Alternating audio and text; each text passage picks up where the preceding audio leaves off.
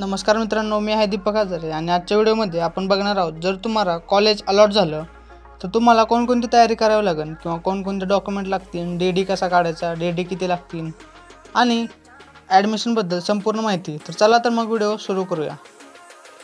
आजच्या व्हिडिओमध्ये आणखीन एक बघणार आहोत की कोणकोणत्या चुका होऊ शकतात आपल्याकडून, त्या कशा अवॉइड करायच्या. आणि प्लस 2 स्टुडंट असतील आता की पहिल्या राऊंडला ॲडमिशन झालेलं त्यांना अपग्रेडेशन करायचं असतं आणि दुसऱ्या राऊंडचे फ्रेश स्टुडंट, त्यांच्यासाठी पण काय काय क्रायटेरिया आहे, काय तयारी करावी लागेल किंवा कोणकोणते डॉक्युमेंट कसे करावे लागतील ते ह्या व्हिडिओमध्ये आपण बघूया. तर चला तर मग व्हिडिओला सुरुवात करूया. पहिल्या क्रायटेरियामधले स्टुडंट बघूया ज्यांना सेकंड राऊंडला पहिल्यांदाच कॉलेज अलॉट झाले. त्यांनी काय करायचं, कॉलेजच्या वेबसाईटवर जायचं. वेबसाईटवर तुम्हाला ॲडमिशन 2024-2025 म्हणून असा एक लिंक भेटेल. त्या लिंकवर क्लिक केल्यानंतर तुम्हाला ॲडमिशनबद्दल सगळी माहिती भेटेल. त्यामध्ये तुम्हाला डी किती काढायचे, कोणकोणते काढायचे, कॅटेगरी वाईज फी किती आहे, प्लस तुम्हाला डॉक्युमेंट कोणकोणते काढायचे सगळं भेटून जाईल. त्यानुसार तुम्ही तुमच्या डॉक्युमेंटची डी सगळी तयारी करू शकता. आता आपण एक फॉर एक्झाम्पल बघूया की गव्हर्नमेंट आयुर्वेदिक कॉलेज बारामती आपण जर गेलो ॲडमिशन 2024 वेबसाईटवर, तर तिथं आपल्याला पहिल्यांदा डी येतो. आता ह्या वर्षी फी वाढल्यामुळे 3 डी काढावं लागतील आपल्याला. तर आपल्याला दिसत असेल की 3 डी काढावे लागतील. पहिले 2 जे डी आहे ते कॉलेजच्या नावावर, गव्हर्नमेंट आयुर्वेदिक कॉलेजचा डीन ह्या नावावर, आणि तिसरा जो डी आहे तो इन्शुरन्स कंपनीच्या नावावर. तर असे तुम्हाला 3 डी काढावे लागतील. डी म्हणजे डिमांड ड्राफ्ट. तुम्हाला कुठून काढायचे, जे नॅशनलाइज बँक आहेत, for example central bank of India, state bank of India, अशा नॅशनलाइज ज्या बँक आहेत त्या बँकेमधून तुम्हाला डी काढावं लागेल. तुम्ही म्हणाल की डिमांड ड्राफ्ट कोणत्या नावावर द्यायचा, तर तुम्हाला त्या खाली थोडं गेला तर त्या पेजमध्ये दिलं असेल की सगळं बँकेचं नाव, त्याचा account number, IFSC code, address सगळं दिलं असेल. तुम्ही त्या डिमांड ड्राफ्टवर टाकू शकता तिथलाच बघून, कुणाला विचारायची गरज नाही आहे. आता येतो दुसरा मुद्दा, तो म्हणजे डॉक्युमेंटचा. कोणकोणते डॉक्युमेंट लागतील. पण आता इथं लक्षात ठेवा, जसे डॉक्युमेंट तुम्हाला स्क्रीनवर दिसत आहेत त्याच सिक्वेन्सने तुमचे डॉक्युमेंट असले पाहिजे. प्लस तुमचे जे सॉफ्ट कॉपी आहे त्याचे तुम्ही सेट बनवून आहात ते सेट पण अशाच सिक्वेन्सने असले पाहिजे. नाहीतर तुम्हाला तिथे गेल्यानंतर ते म्हणतील की तुम्ही सिक्वेन्सने लावा आणि तुम्हाला तुमचा सेट डबल अरेंज करावं लागेल, त्यामध्ये टाईम जातो. त्यापेक्षा तुम्ही घरनंच 2 ते 3 मिनिमम 3 सेट तयार करून जावा ह्या डॉक्युमेंटचे. तिसरा मुद्दा येतो ते तुमच्या पेनड्राईव्हमध्ये सगळे डॉक्युमेंट 300 KB फाईलमध्ये, एवढी फाईलची साईज पाहिजे प्रत्येक डॉक्युमेंटची 300 KB. ह्यामध्ये तुम्हाला जेवढे डॉक्युमेंट तुम्हाला लिस्टमध्ये आहेत किंवा तुमचे गरजेचे डॉक्युमेंट जेवढे आहेत तेवढे एक फाईल करून तुमच्या नावाची त्यांना सबमिट करावं लागते. त्यामुळे पेनड्राईव्ह घेऊन जाणं आवश्यक आहे आणि पेनड्राईव्हमध्ये सगळे डॉक्युमेंट जे लागणार आहेत ते सगळे डॉक्युमेंट तुमचे असणे आवश्यक आहे. आता इथं चूक काय होते म्हणाल, तर पहिली चूक होते की आपण घरनं जाताना सेट बनवून जात नाही, किंवा जरी सेट बनवले डॉक्युमेंटच्या सॉफ्ट कॉपीचे तरी ते सिक्वेन्सनं लावत नाही.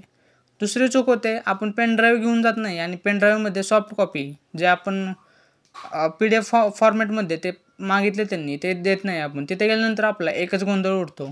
त्यामुळे ह्या 2 चुका तुम्ही टाळा. तुम्हाला त्यासोबत स्टेशनरी सामान पण थोडं घेऊन जाणार लागत आहे. कोणतं ते आहे एक ग्लू, ज्याने आपण ID कार्ड, आपले आयडेंटिफाईड फोटो फॉर्मवर लावतो.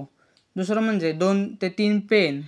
तिसरं म्हणजे जे तुमचे आयडेंटिफाईड फोटो आहेत ते एक्स्ट्रा घेऊन जावा.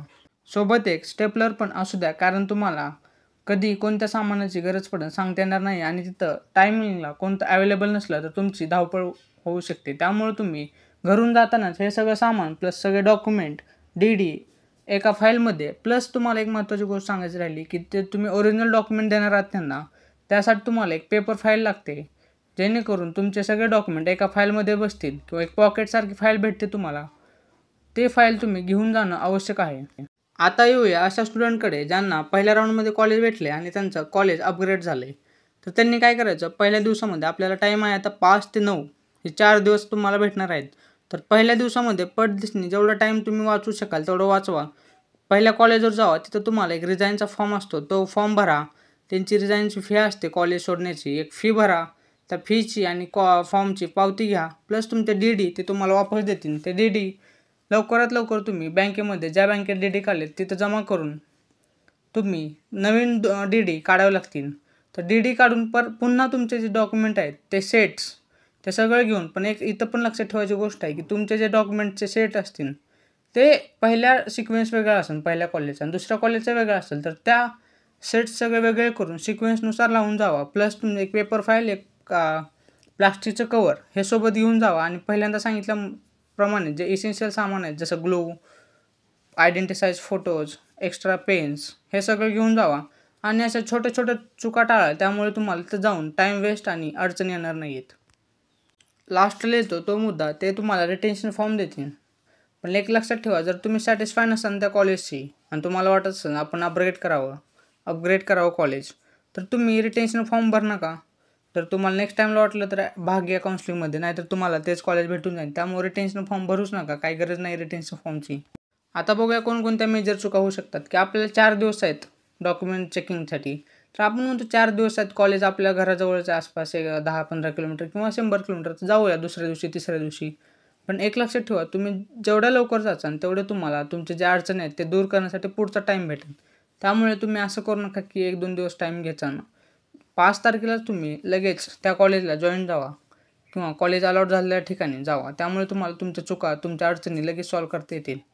दुसरी मेजर चूक होते की आपले डॉक्युमेंट सगळे असूनसुद्धा आपण ते सॉफ्ट कॉपी आणि सेट्स तयार करून घरनं जात नाही. तिथे गेल्यानंतर आपले गोंधळ उडतो. प्लस तिसरी चूक होते की आपण इसेन्शियल जे सामान आहे, जे स्टेशनरी सामान आहे जसं ग्लू, सीझर किंवा फाईल्स असे घेऊन जात नाही आहे.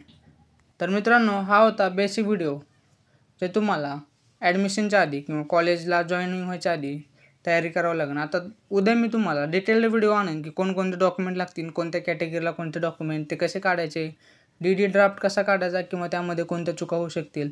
तर अशाच व्हिडिओसाठी माझ्या चॅनलवर राहा आणि चॅनलला सबस्क्राईब करा, लाईक करा, शेअर करा आणि कमेंट करा. तुम्हाला जर कोणती अडचण येत असेल, मी त्या कमेंटचं 2 मिनिटामध्ये नक्कीच आन्सर देईन आणि तुमचा प्रॉब्लेम सॉल्व्ह करण्याचा प्रयत्न करीन. आतापुरतं एवढंच. थँक्यू.